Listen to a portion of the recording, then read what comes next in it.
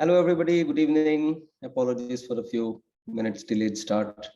Weekday with everything that goes with it. Life is becoming pretty normal slowly, and that's a good thing.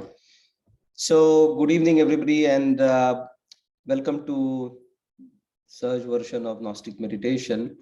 Today is the third part, and as we have been trying to understand and acclimate ourselves with what has been said in the Gnostic Gospels, those discovered at Nag Hammadi about in the mid 1945s, as to what it is about knowledge. How does one achieve knowledge? What is the meaning of knowledge? We have been trying to examine that, and we'll continue to examine that over the coming weeks. So today is part 3. Last time we tried to understand what is the meaning of knowledge per se, knowledge as differentiated from cognition, knowledge which is the sum and substance and the accumulation of experiences that we gain either through formal or informal processes, as opposed to and different from cognition, which is how the brain actually processes this information through either sensory or other phenomenon that ultimately are neural phenomenon. And then finally, we decided that when we took a look at what is knowledge, knowledge also goes as jnana, starting with the consonant nya in the Sanskrit language, speaks to knowledge that is beyond that which is acquired through these cognitive mechanisms or through these sensory neural pathways, but that which is an inner state of one's own self. It is knowledge that speaks to self-realization. It is also something that was spoken by the Lord Sri Krishna in the Bhagavad Gita as one of the 3 paths through which one acquires one's liberation, and that is jnana yoga. That is again a yoga that is through the path of knowledge, or knowledge as in true knowledge. So today we shall take a look at something else, and we will continue in this journey. And as you had read probably in the email that went out as an introduction to this section, so one of the Gnostic Gospels is the secret letter of James. And this is a letter that is apparently that was written by James, who was the brother of Lord Jesus Christ. And he wrote that letter after an experience where the Lord Jesus Christ appeared after his crucifixion as part of his resurrection. And he revealed a few things to James, and he asked other James and Peter, and he apparently requested the others, or maybe ordered the other disciples, to leave the room where he manifested. And he shared some things with James and Peter, and that has come to us as part of the Gnostic Gospels in the Nag Hammadi codices. So this is again an extract of it. It's a very beautiful, very profound letter. But again, we know that Christ spoke in parables, and it is very difficult to understand it. Again, as knowledge or as a cognitive process is very challenging.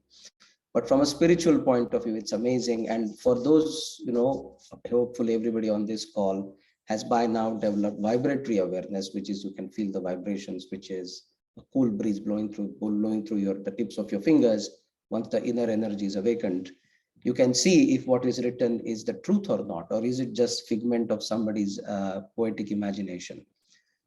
But in that book of James, in that secret book of James, this is a quote that we wanted to maybe just focus on a little bit today and see if there are any parallels to what we talk about in Sahaja Meditation, or the Sahaja hypothesis of what constitutes self-realization. So here, the Lord Jesus Christ says to James, be eager for the word. Now, the word, as everybody knows, has multiple meanings. Again, it is a translation of a translation of a translation. From Aramaic, which was the language spoken in Galilee during the 1st century, about 2000 years ago, to classical Greek, where it was written in classical Greek, and then from Coptic, which was a version of Greek, which was spoken in Upper Egypt in about 300-400 years, 3rd or 4th century, and thereafter translated from Coptic into English. So the word, as in word, is supposed to mean logos, the primordial word, the primordial sound, if you will. And there the Lord Jesus Christ basically says that the first aspect of word is faith, the second is love, the third is works, and from these come life.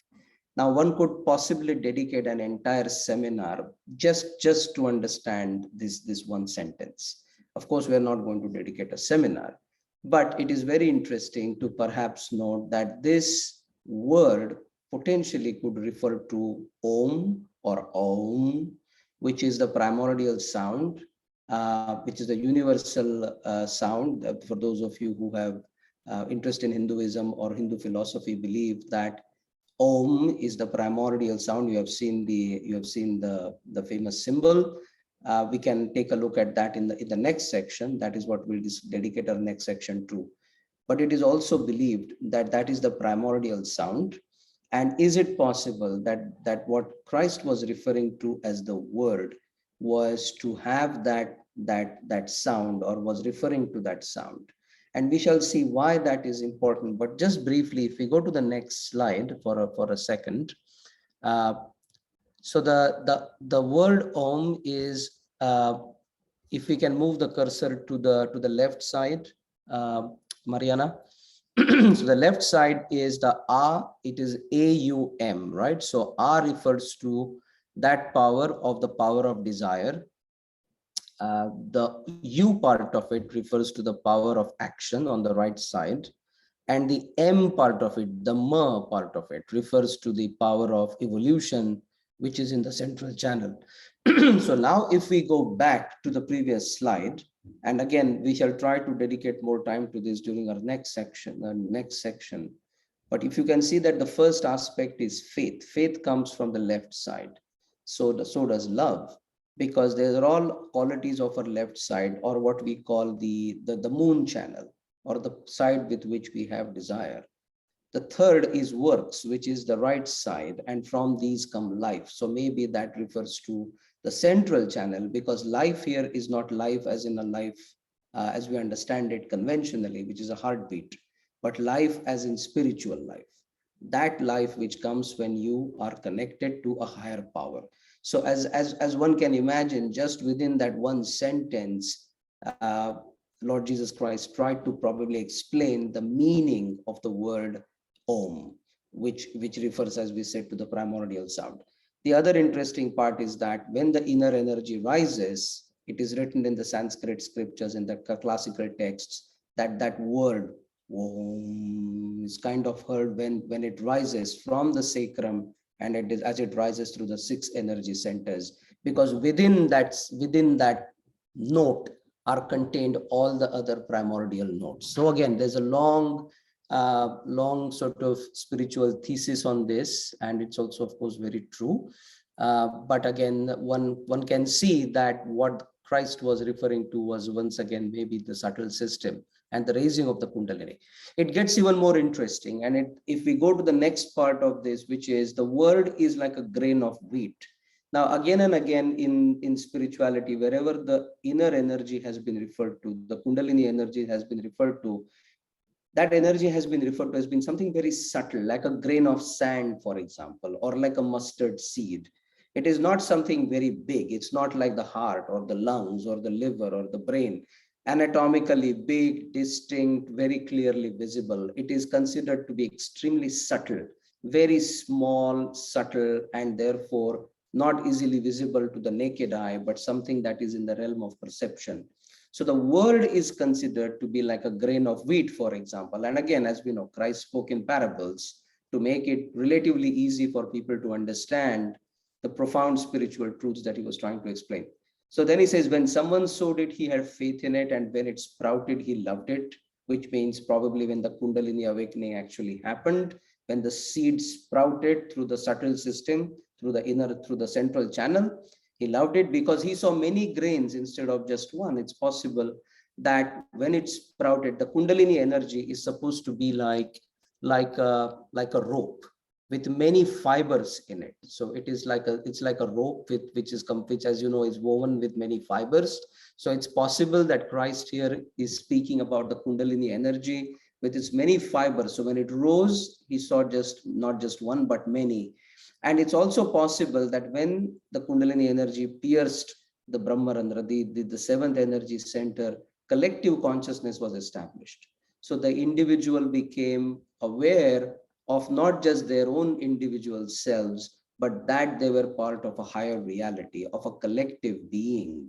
And after he worked, he was saved because he prepared it as food and kept some out to sow. So is this possible? It is entirely possible. That what Christ was referring to here was that this grain of wheat, he likened it, the Kundalini energy, to a grain of wheat. And through the awakening of this energy, one became aware of this energy within oneself, and also that one was part of a higher collective reality, collective consciousness. And then finally, within that section, Christ says, this is also how you can acquire heaven's kingdom for yourselves. Unless you acquire it through knowledge, you will not be able to find it. So it is that sentence is so full of meaning, that you have to acquire it through knowledge. Again, knowledge as in gnosis, as in jnana, not knowledge as in like I'm speaking right now. You are reading words on a slide, you are hearing it through your ears, the words are being processed in what is the temporal lobe of the brain, the your forebrain, which is the cerebral hemispheres, because they can interpret language over a period of lifetime of knowing English. These words kind of make sense to you, but that is not the knowledge that Christ is referring to. He is referring to the knowledge that is gnosis, that comes out of that awakening of that grain of wheat. Maybe that is Kundalini energy within each one of us. So again, very, very interesting. The Gnostic Gospels, every word of it that you read is fascinating. It's a journey for me personally. I'm thoroughly enjoying this. Having practiced now Sahaj for over 45 years, this is new to me. But at one level, it is not new, because again, I've been practicing Sahaj for a long time. But what has been said and revealed through the Gnostic scriptures is extremely joy-giving. So just wanted to share that with you. What we'll do during our next session is to go a little deeper into the word. What is the word? What does it mean? Through the Gnostic scriptures, we'll try to understand that, but also a little more depth about Om itself. What does it mean? And that probably would be our next session. But hopefully, let's go to the next slide. That was what we had for today, is the grain of life. So as you know, this is the subtle system. For those of you who have been doing this for a while, we'll just take a quick look on how we go through the affirmations, because now we get into the most important part, which is meditation. We have two sessions. As you know, we do a longer session to begin with all the affirmations, then a shorter one with just 3 affirmations. But the most important thing is we try to get into the experience of thoughtless awareness, where we become quiet, where we experience that knowledge within ourselves. We experience that oneness with our own beings. So with that, Mariana, if we can have the video with the affirmations. Thank you.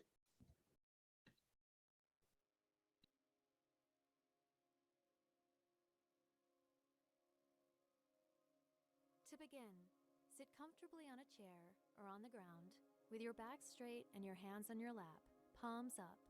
Close your eyes and relax. Then repeat each of the following affirmations until you feel peaceful and ready to move on. Ideally, you'll spend about 30 seconds on each of the affirmations, saying them slowly, genuinely feeling the desire and meaning they represent. First, place your right palm over your heart and quietly say, either to yourself or aloud, "Am I the Spirit?" Next, place your right palm on your lower left side, just above your hip, and say, "I want to have pure knowledge." Move your right palm up until it's just below your ribcage and say, "I am my own master." Place your right palm over your heart and say, "I am the Spirit." Place your right palm on your left shoulder where it meets your neck and say, "I am not guilty." In this moment, it's important to leave behind any regrets or feelings of guilt you've been holding on to throughout your life. Place your right palm across your forehead, lower your head slightly, and say, "I forgive everyone, including myself." In this moment, you must forgive, forget, and let go of painful events that have troubled you in the past. Finally, put your right palm on the crown of your head, with the center of your palm maintaining firm contact with your head. Now, rotate your hand slowly in a clockwise direction, and as you rotate your hand, say, "Please let me have my self-realization." Sit quietly for approximately 5 to 10 minutes, without trying, without effort. Notice the silence. Notice how your thoughts have calmed. If a thought does pop into your mind, simply let it rise and fall away. Should you find it difficult to raise your inner energy alone, help is always available on this website.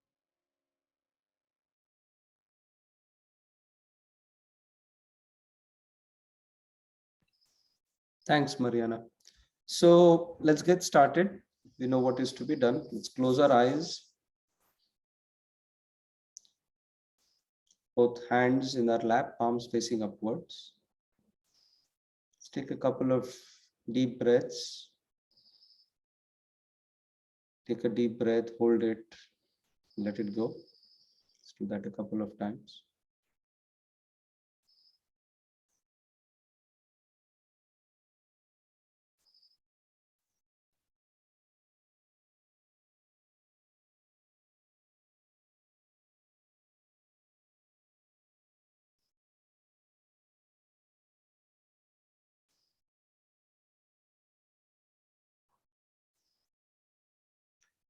Let us place our right hand on the heart.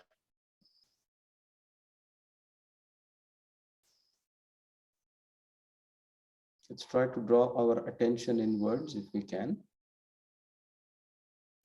We ask the question, am I the pure spirit?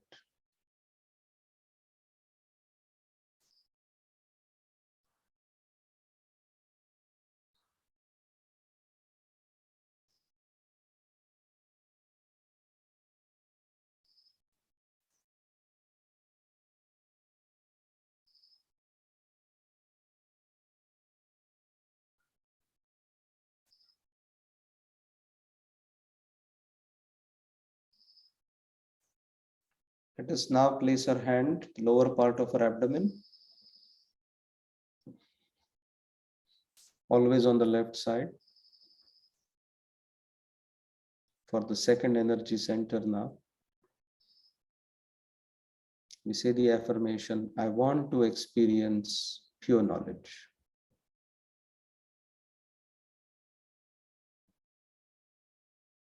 Let us say that affirmation 6 times.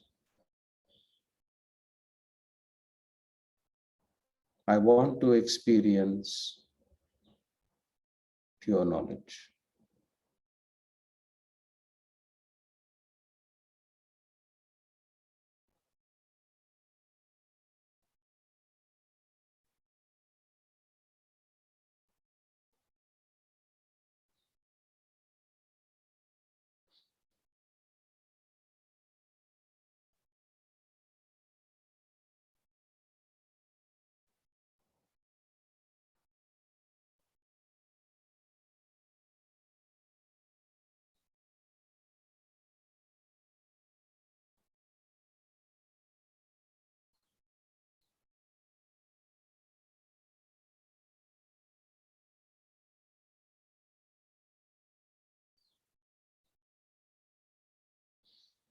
Let us now raise our hand up on the, always on the left side of the stomach, just below the last rib. Press it a little bit with our fingers. Say the affirmation for the third energy center, and that is, I am my own master.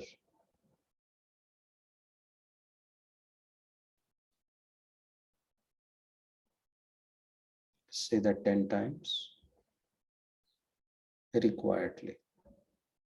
I am my own master.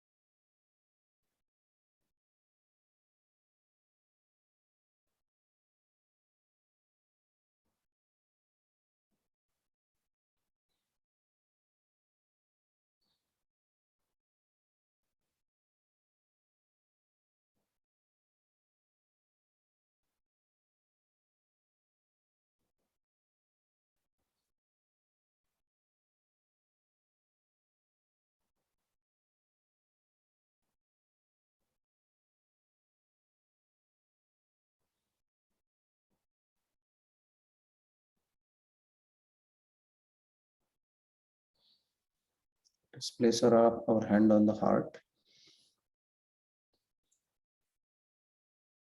And 12 times we will say the affirmation, I am the pure spirit.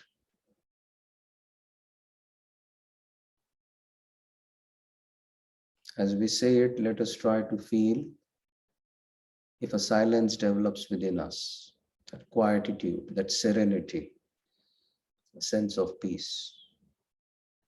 I am the pure spirit.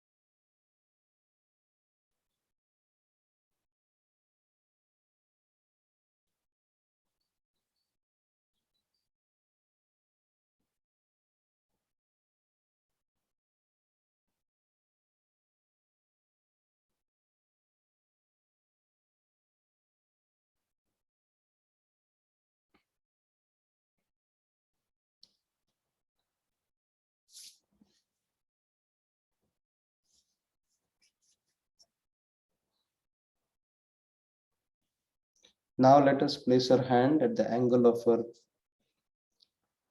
neck and shoulder, the left side.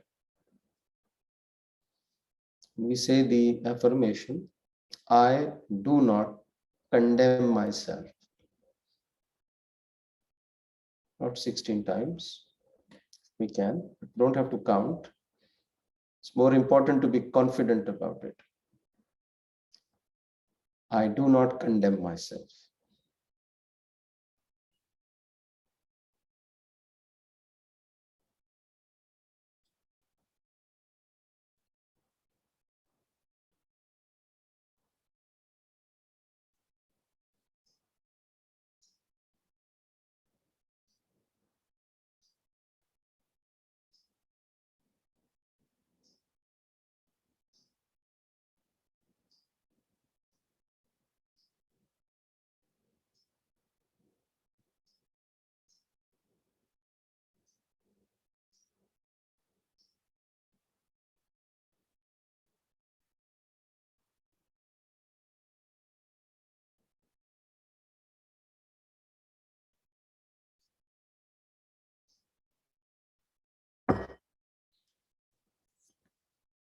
Now let us place our hand across our forehead. Gently press it from both sides and let's bend our head forward a bit, lower it down.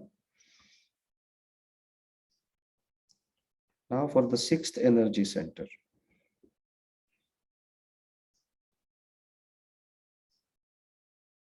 Here we say the affirmation, I forgive everyone, including myself.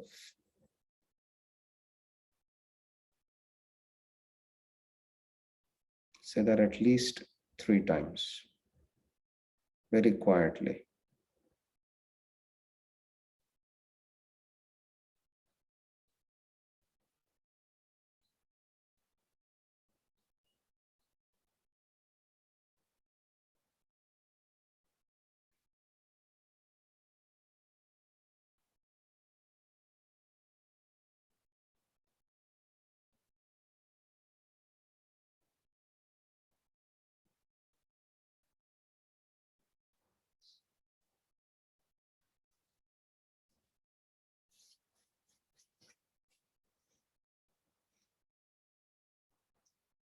Finally, let us place our hand on our crown, head still bent forward. As you know, gently press center of your palm on the crown and rotate it gently again in a clockwise fashion. Attention on that spot where we have placed our hand, and here we say most critical affirmation. for the seventh energy center, so that the Kundalini energy breaks through.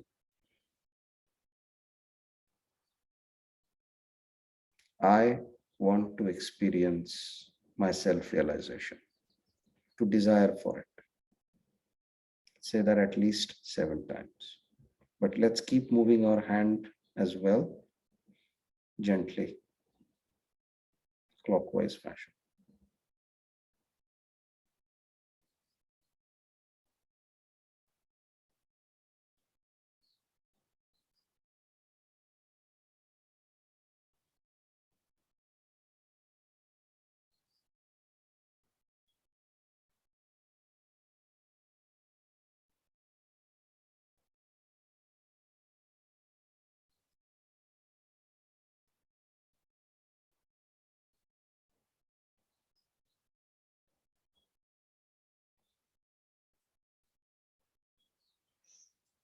Let us bring our hand down.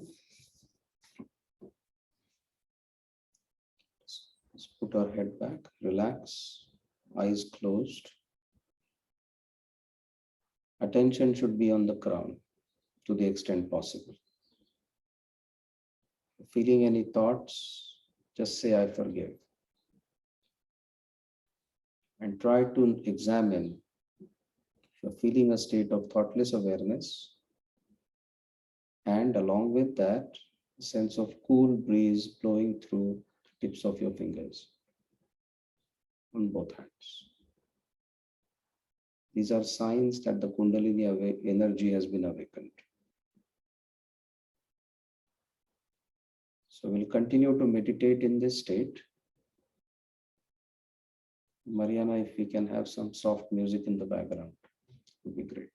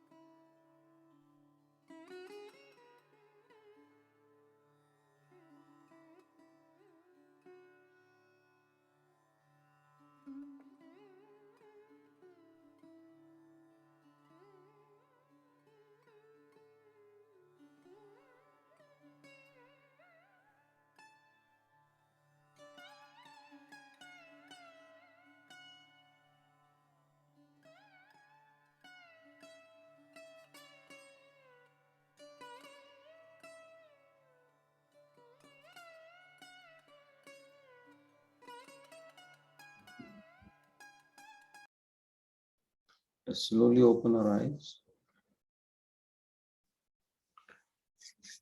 Also, to raise our hand a couple of inches above our heads and see if we can feel a cool breeze.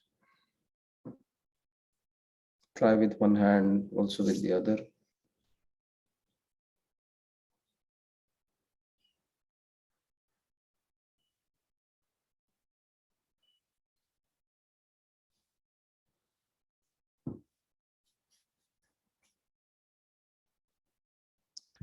Before we start our second session, any questions?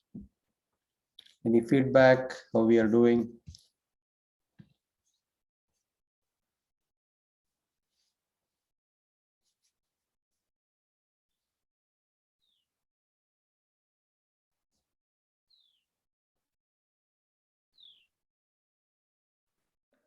There is a question in the chat about the concept of sin. So far in the Gnostic Gospels, haven't seen one. And how is it affected through the light of the Gnostic? So probably, I mean, this is certainly where Gnosticism, or what the Gnostic Gospels seem to suggest, is if you see that, if you acquire that knowledge, then there is no other. It becomes, as I think we saw this in the very first session that we conducted. It's the notion of Advaita. When you become one with a higher spiritual consciousness, with the ultimate reality, there is no sin, there is just purity. So that is where the Gnostic Gospels seem to be going. That is what Christ seems to have said, that when you get that knowledge, when you are filled with that knowledge, when you are filled with that spirit, with that grace, there is no sin. You're just washed clean because you are the pure spirit, the pure soul, which is what Sahaja Meditation helps an individual to feel and to acquire that knowledge. So no, we, at least in Sahaj, we don't index much on sin, which is why also when we say, I do not condemn myself, it is a way to absolve oneself of sin, because it is sin accumulates sort of here at the left Vishuddhi level, at the level of the fifth center. So that's also when the Kundalini energy rises, and when she clears the fifth energy center, we believe that one is also absolved of sin. So hopefully that explains. It's a great question, of course, as always, Charles.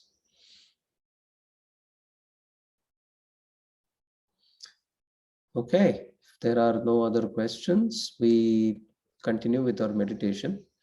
It would be great, maybe Mariana, one day, to maybe the next session, to make everybody a panelist. So maybe we can see everybody who's attending rather than, just me speaking to a screen. I don't know what you guys feel about it. Let us know in the chat if you are okay with that, if you are willing to be revealed. it's up to you.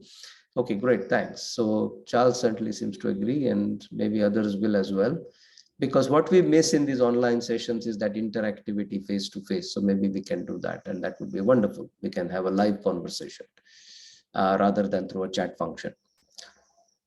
Good. So with that, then let's start our next, what we do always, which is the second session. Here we, of course, say just 3 affirmations. And again, try to examine if you feel that sense of thoughtless awareness, cool vibrations or cool breeze coming from the crown of your head or through your palms. Again, as we have always said, Sahaja meditation is self-certification. And if you feel it, then that's it. You have achieved gnosis. You have achieved that state. So let's close our eyes. Place our right hand on the heart.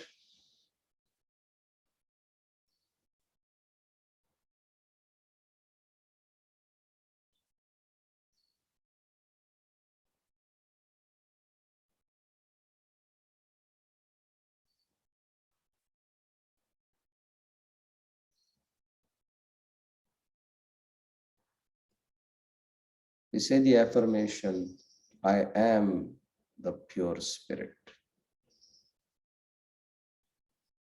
with full attention in our heart.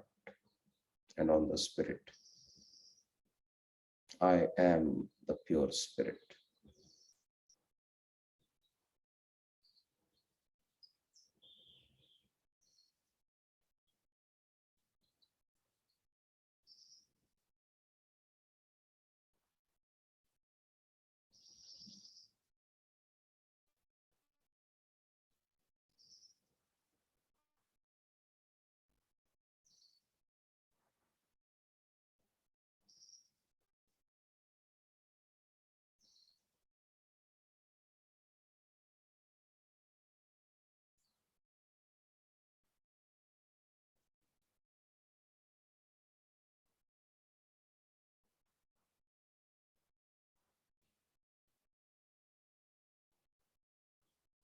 Let us now place our hand across our forehead.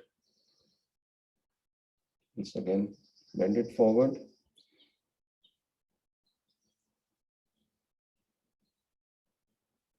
With our attention on the sixth energy center, we say, I forgive everyone, including myself. Say that at least 3 times.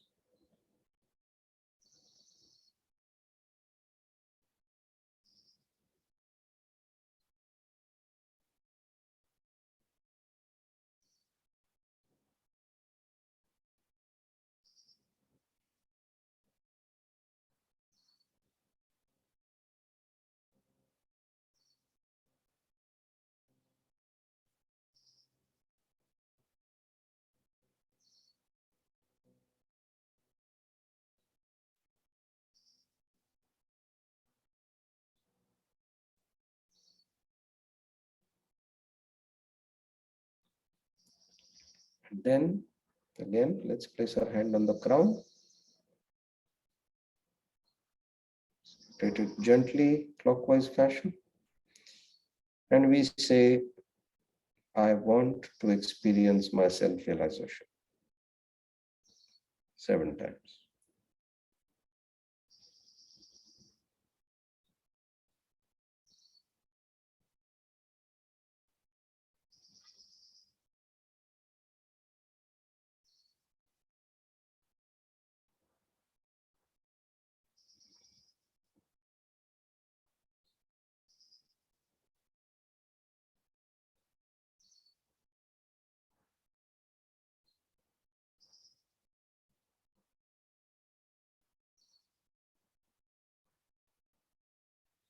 Just bring our hand down,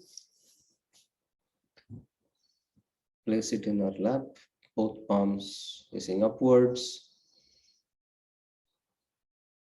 Once again, we'll continue to meditate with our attention on the crown of our crown.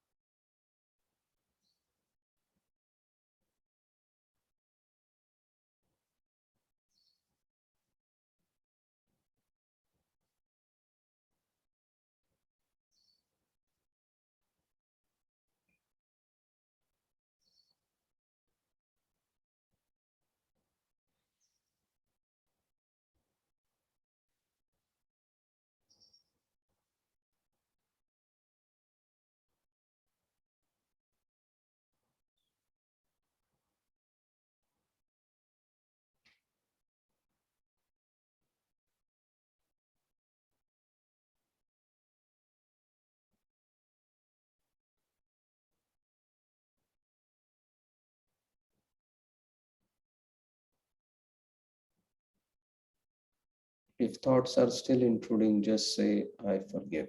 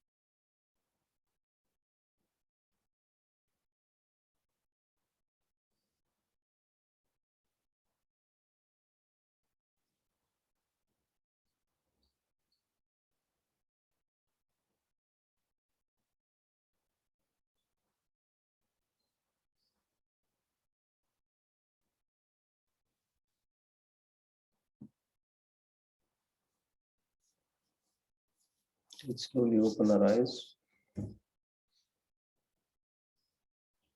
Once again, examine the crown of our head.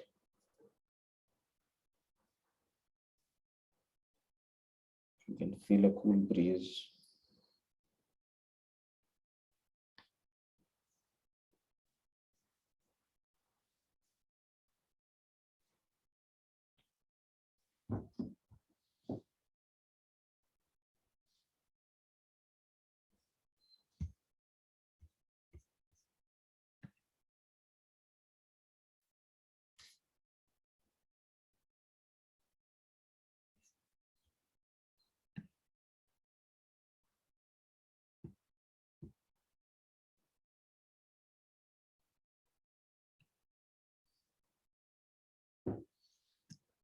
So that brings us to the end of our third session today. As we said, we'll continue on this journey. Look forward to your feedback again. If this is making any sense, if you're enjoying it. It is bound going towards slight religiosity, but again, this is true, and it is spiritual. It is not religion as in conventionally understood religion. And we are trying to see what universal truths have been expressed by the great masters, and how Sahaja meditation is a continuation of that great tradition of spirituality. So it would be great to again, thanks, Charles. Those are very kind words. I look forward to meeting you. I believe you are in Louisiana, if I'm not mistaken. Would be great to see each other. Really look forward to likewise to Phil and others as well. So good. Keep your comments coming. Next time, as we said, we will try to see a little bit about logos and how that relates to the word Om, and also the next phase of exploring the Gnostic Gospels. As I said to some of my other friends in Sahaj, I'm thoroughly enjoying this. It's a revelation for me to understand this and to see the relationships, the profound relationships as have been expressed 2000 years ago by the Lord Jesus Christ. So great. Look forward to our next session. Hopefully you found this enjoyable. Please continue your daily meditations. Very important. That is the only way we get deeper into our state of gnosis, the state of meditation. So with that, bid you adieu. Good evening, and look forward to our next session again. Bye for now.